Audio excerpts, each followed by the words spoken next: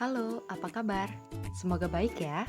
Sebelumnya, perkenalkan nama saya Niputu Liana Randika Diantari. Nah, pada kesempatan kali ini saya akan membahas mengenai model pembelajaran konstruktivisme. Adapun materi yang akan dibahas yaitu yang pertama, pengertian dan konsep konstruktivisme. Yang kedua, karakteristik pembelajaran konstruktivisme. Yang ketiga, prinsip-prinsip pembelajaran konstruktivisme. Yang keempat, tahapan strategi pembelajaran konstruktivisme. Yang kelima, kelebihan dan kekurangan konstruktivisme.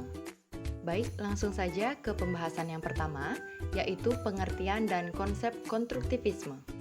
Konstruktivisme merupakan salah satu perkembangan model pembelajaran mutakhir yang mengedepankan aktivitas peserta didik dalam setiap interaksi edukatif untuk dapat melakukan eksplorasi dan menemukan pengetahuannya sendiri.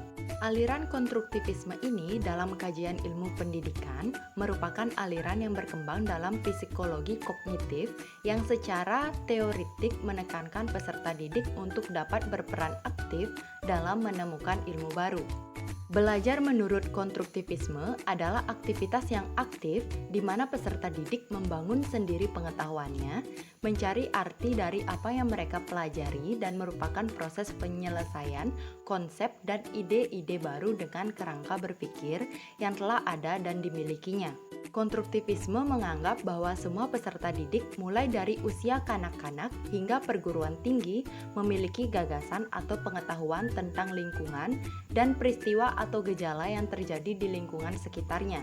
Meski gagasan atau pengetahuan ini seringkali masih naif atau juga miskonsepsi. Pembahasan yang kedua ada karakteristik pembelajaran konstruktivisme. Karakteristik model pembelajaran konstruktivisme yaitu sebagai berikut. Yang pertama, keterlibatan siswa secara intelektual dan emosional dalam pembelajaran. Yang kedua, siswa didorong untuk menemukan atau mengkonstruksi sendiri konsep yang sedang dikaji melalui penafsiran yang dilakukan dengan berbagai cara, seperti observasi, diskusi, dan percobaan. Yang ketiga, siswa diberi kesempatan untuk bertanggung jawab menyelesaikan tugas bersama. Dan yang keempat, pada dasarnya untuk menjadi kreatif, seseorang harus bekerja keras, berdedikasi tinggi, antusias, serta percaya diri. Pembahasan yang ketiga yaitu mengenai prinsip-prinsip pembelajaran konstruktivisme. Konstruktivisme memiliki beberapa prinsip penting yaitu sebagai berikut. Yang pertama, lebih berkepentingan dengan belajar bukan mengajar. Ini berarti konstruktivisme lebih cenderung memperbaiki proses belajar untuk meningkatkan hasil belajar daripada menangani secara khusus perubahan proses mengajar. Namun, harus disadari bahwa perubahan proses belajar menuntut perubahan dalam proses mengajar.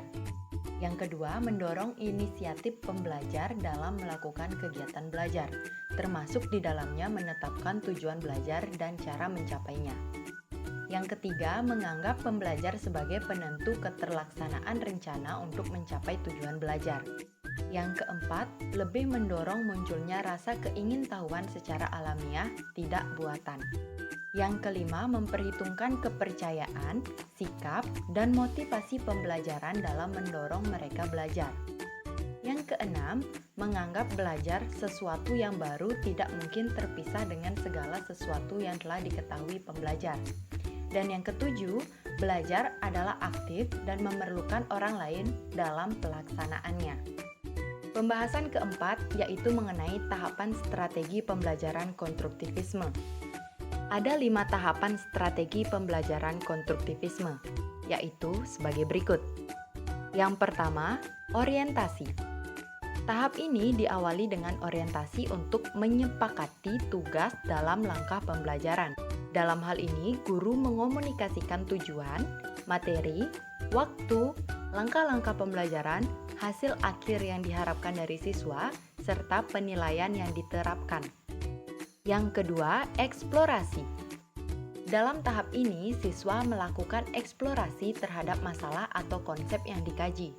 Eksplorasi dapat dilakukan dengan berbagai cara, seperti membaca, melakukan observasi, wawancara, melakukan percobaan, browsing lewat internet, dan sebagainya.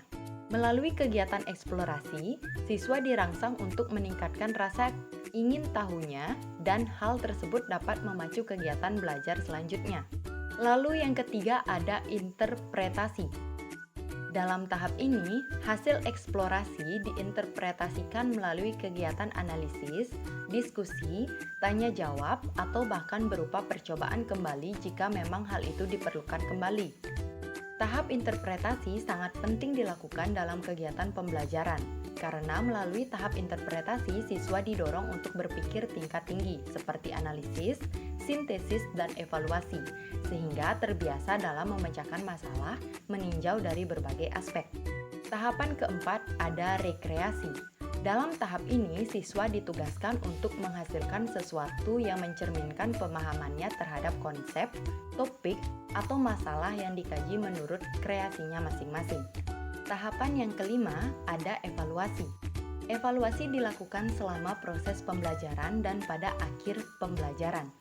Selama proses pembelajaran, evaluasi dilakukan dengan mengamati sikap dan kemampuan berpikir siswa. Hal-hal yang dinilai selama proses pembelajaran adalah kesungguhan mengerjakan tugas, hasil eksplorasi, kemampuan berpikir kritis dan logis dalam memberikan pandangan atau argumen, kemampuan untuk bekerja sama dan memikul tanggung jawab bersama, sedangkan evaluasi pada akhir pembelajaran adalah evaluasi terhadap produk kreativitas yang dihasilkan siswa. Kriteria penilaian dapat disepakati bersama pada waktu orientasi. Pembahasan terakhir yaitu mengenai kelebihan dan kekurangan model pembelajaran konstruktivisme. Berikut merupakan keunggulan dan kelemahan model pembelajaran konstruktivisme. Keunggulan: berpikir. Dalam proses membina pengetahuan baru, murid diajarkan berpikir untuk menyelesaikan masalah atau sebuah studi kasus dan dapat mengembangkannya menjadi sebuah ide atau membuat keputusan. Yang kedua, paham. Dalam proses pembelajaran, murid harus terlibat langsung dalam pengembangan sebuah pengetahuan baru, sehingga peserta didik akan lebih paham dan boleh mengaplikasikannya dalam sebuah situasi. Yang ketiga, ingat. Pada dasarnya, dalam proses belajar, murid harus terlibat secara langsung dengan aktif, sehingga mereka akan ingat lebih lama semua konsep yang ada, yakni dengan cara murid melakukan pendekatan membina sendi kepahaman mereka. Dengan cara itu, mereka akan yakin dalam menghadapi dan menyelesaikan masalah dalam situasi baru. Yang keempat, kecerdasan sosial. Kemahiran sosial diperoleh apabila berinteraksi dengan rekan dan guru dalam membina pengetahuan baru. Keunggulan yang terakhir yaitu senang. Dalam proses belajar, yang benar peserta didik pastinya akan terlibat secara langsung, terus-menerus, dan semakin lama mereka akan paham, ingat, dan lebih yakin dalam memutuskan suatu pengetahuan baru. Apabila peserta didik melakukan interaksi secara sehat dengan guru atau rekan, maka mereka akan merasa seronok atau senang belajar dalam membina pengetahuan baru. Sementara itu, kelemahan model pembelajaran konstruktivisme adalah yang pertama, siswa mengkonstruksikan pengetahuannya sendiri. Tidak jarang bahwa hasil konstruksi siswa tidak cocok dengan hasil konstruksi para ilmuwan sehingga menyebabkan miskonsepsi. Yang kedua, konstruktivisme menanamkan agar siswa membangun pengetahuannya sendiri. Hal ini pasti membutuhkan waktu yang lama dan setiap siswa memerlukan penanganannya yang berbeda-beda. Yang terakhir, situasi dan kondisi tiap sekolah tidak sama, karena tidak semua sekolah memiliki sarana dan prasarana yang dapat membantu keaktifan dan kreativitas siswa. Nah, itulah tadi pembahasan mengenai model pembelajaran konstruktivisme. Terima kasih sudah menyimak, dan sampai jumpa.